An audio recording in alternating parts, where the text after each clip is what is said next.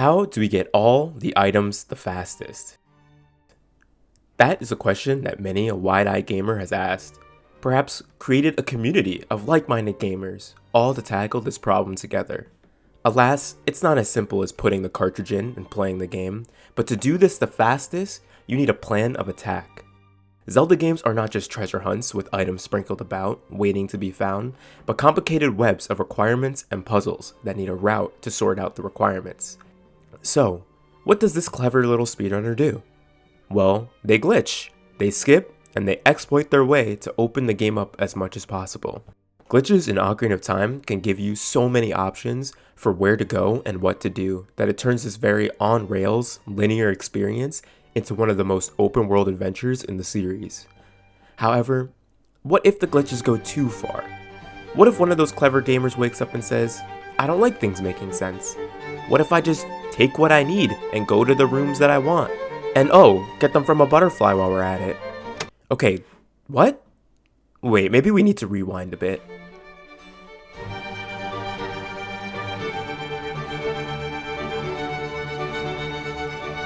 This is a super slide, and this is the hyper-extended super slide.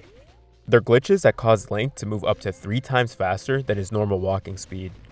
To perform the Hess, you have to roll into a damage source and press the Z and R buttons at the correct time while holding the stick a little bit off center. For a super slide, you have to interrupt a grab animation by getting pushed away from a damage source. This glitched grab animation and this position on the control stick, dubbed ESS position, both preserve speed, among other uses, and have contributed to many of the movement options we have in our arsenal to traverse the overworld and get all of the items as fast as possible. Times are changing though, and it's rare to see significant parts of the overworld at all in modern Ocarina of Time speedruns. Overworld movement is obviously used to be a very significant part of the run. Now overworld movement is more of an afterthought or a thing that we just have to do if in this one particular situation it isn't good. ZFG is talking about SRM, the trick that ravaged Zelda 64 speedruns ever since Glitches and Stuff found it in October of 2019. We discussed how it changes speedrunners' thinking when putting routes together, notably the 100% route. Yeah, that's a really good analogy, like calling it a decoupled randomizer, because we're more thinking of what places are more advantageous to do earlier on and what places are not advantageous to do early on. We might want to put off until later, because we can just go anywhere we want now. So the overworld movement part is not completely gone, but it is a much less important thing. And now it's about figure out what parts we have to do at a certain time based on certain restrictions with what items we have, what items we don't have, and yeah, so it's just not about overworld movement anymore that much. Finds like this happen because of our ever-expanding knowledge of each game at a coding level, which ironically makes it way harder for most people to understand. So its inclusion in any percent, 100%, and other categories is unsurprisingly controversial. But it's clear that SRM is the future of Ocarina of Time. It's also clear that most people do not understand this glitch. New uses for it are being found often, creating huge time save possibilities and routes that stray further and further from what most would recognize from the speed game. So here's how Ocarina of Time became a confusing, incoherent mess. Ocarina of Time was the first 3D Zelda game, and thus was the first to have a solidified speedrunning community. All the classic glitches and skips got found over time, but this one called Reverse Bottle Adventure, whatever that means, was very taboo, so it was banned from 100% in pretty much every other category. Eventually, ZFG didn't want to get the Water Temple boss key. Most other dungeon boss keys were quick to get or had skips, but not this one. This one was slow. So they allowed RBM 100% to get this boss key as long as any other required items in your inventory were obtained from the place you were supposed to get them from. Since boss keys weren't required for 100%, you didn't have to get it. This would work out great, until it didn't. Because eventually some weird stoner got his Deku Nuts stuck on Link's face, which somehow led to SRM and shook up what actually getting an item and actually playing the game meant. The community decided to bring back the original RBA discussion and make concrete rules around what's considered legit and called it source requirement. Now, the 100% definition is perfect and there's absolutely nothing that could be contested or confusing whatsoever. Or something like that. It might have happened a little bit different.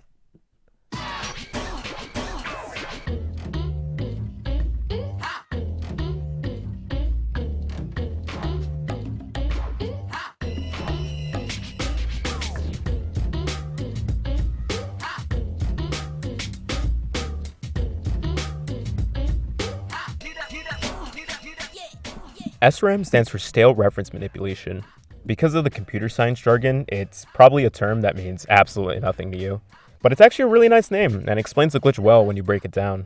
Stale is just a fancy way of saying that something is inactive or not currently being used.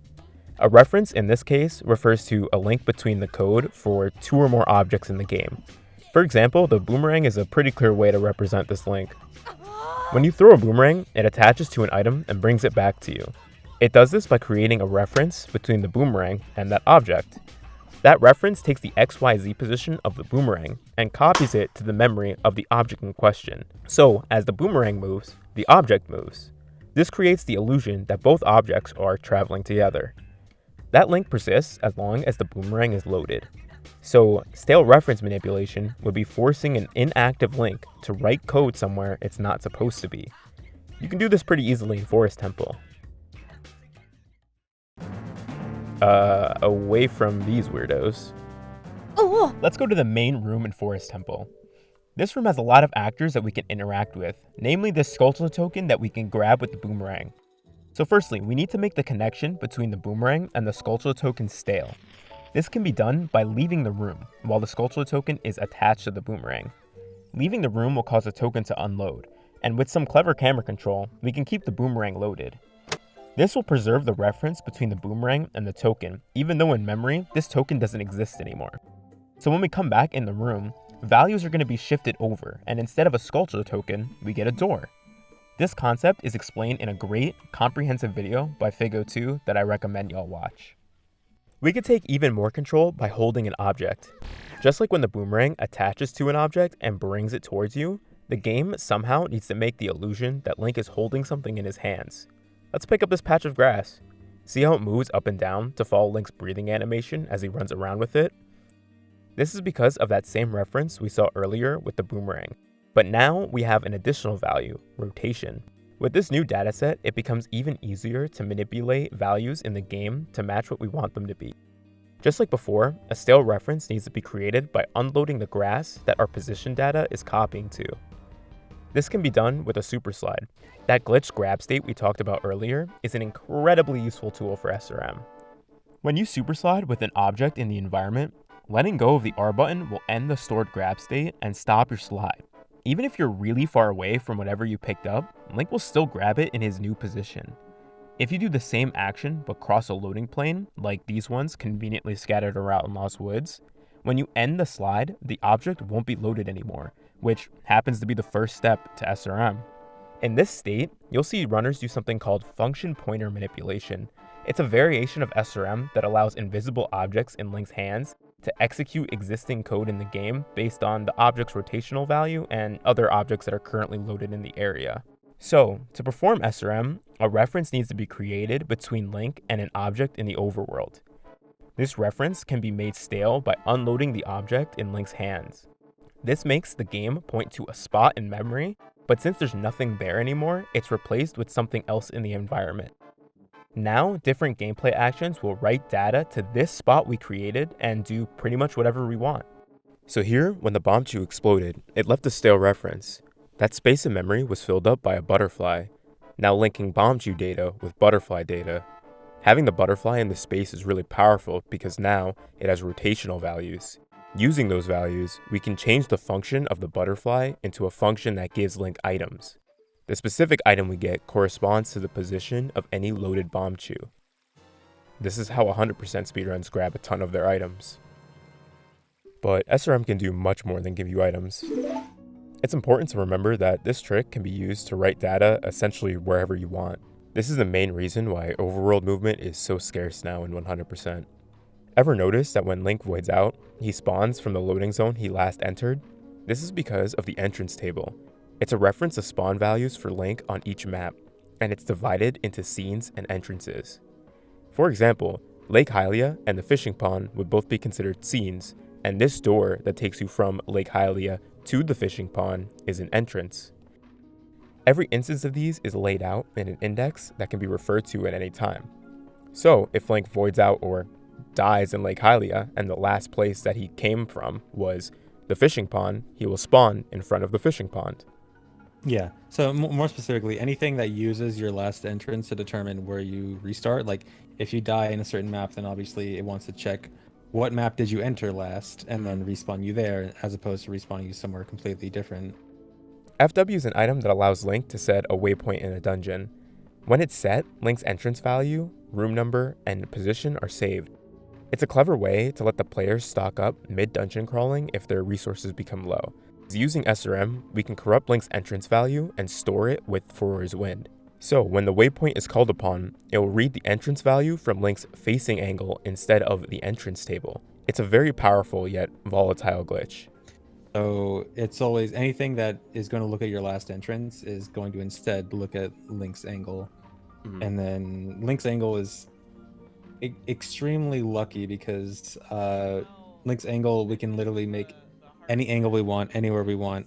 We have a bunch of different movement types that changes Link's angle by an exact amount. And so we can get to any angle we want, anywhere we want. And so it's like this perfectly lucky thing that we can use to abuse warps. The new thing is that instead of using Furo's Wind, we can actually modify a grotto entrance. So grottos are really unique because they're an actor, which means that we're able to modify them because SRM specifically deals with modifying actor data. And in their actor data is just their entrance, like what map does this grotto take you? And that's super convenient. So all we have to do is use SRM and just change the value to, instead of generic grotto, we change it to this glitched entrance value. Then you go in there and then you have the glitch started. And what's really good about that is previously the glitched entrance value we used with Furo's Wind, we could only set one particular value that would make it work as child during nighttime. That was the only circumstance it works. With this, we now have all 4 combinations of child and adult, day and night. And so you're still going to be only limited to whether you're doing the warps at daytime or nighttime. It still has to be one or the other. But we can now do it as adult and child, and we can choose what time of day. And that opens up a lot more possibilities. Yeah. So the routing is going to be really interesting now.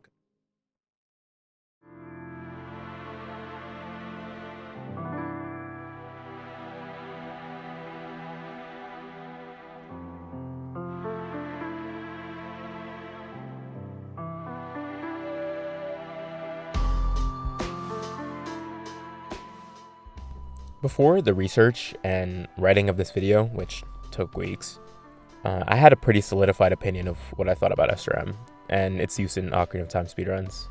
If you asked me in September, I would have told you that SRM is a cool trick that unfortunately cannibalizes speedrunning for me personally. Traditional movement and routing are my favorite parts of speedrunning, and they don't really matter anymore or have been shifted in a direction that I really don't enjoy as much. And the old categories that still play the game that way are weird subcategories now. To be fair, Ocarina of Time in particular was always about getting more glitches and breaking the game further and further and further, but the glitches found with SRM are just too hard to understand for most people. And to properly understand SRM, nobody's going to want to get a degree in computer science just to understand how a 30-second snippet of a 2-decade-old speed game works. Even people actively running the game don't know how it works, or at least they can't cohesively explain how these items are getting in their inventory. And when you think about it, while they're performing these incredibly precise glitches, how can you expect them to be able to properly communicate to chat and communicate to maybe a lot of new people who are seeing these tricks for the first time, how any of this works? Even then, the process of getting those items, at least in a 100% speedrun, is really boring, and it makes the rest of the game way less interesting, or at least for me, a lot harder to follow. Ocarina of Time is set up in a specific way. If you've played Ocarina of Time, you know how you're supposed to get these items. Traditional speedruns subverted those ideas, but the core of you need this to get that was still there. Things still took travel time. Things still took, required items, but now it's just like a sequence of rooms that are connected together in no cohesive order unless you are experienced in the route or experienced in SRM speedrunning. As far as I'm concerned, this trick won't kill Zelda 64 speedrunning, but it has certainly killed my interest in following it anymore. Now, I'm not too sure. I definitely would have said that in September, but doing the research hasn't necessarily changed my opinions that much. Everything I just said is absolutely still true, but I think I've gained a higher respect for what these speedruns provide. And I think that anybody who has the time, patience, and general curiosity about SRM to go look at all the resources, go look at more videos, go look at the Ocarina of Time spreadsheet, play around in OOTGZ, and really try to figure out how a lot of this works. It is a very intriguing prospect. From what I can tell, SRM is mostly the new hot thing, and people will get tired of it, and when discoveries slow down, there's going to be much higher diversity between runners of the old style, which I think will give people a lot more options into what they like. I'm never going to knock on somebody for liking a type of speedrun that I don't. It's all personal preference, and it's all specific to you on what you want to do. Which, at the end of the day, isn't that what we want from this game, or any speed game? That variety is what makes Ocarina of Time special, and that can't ever be taken away.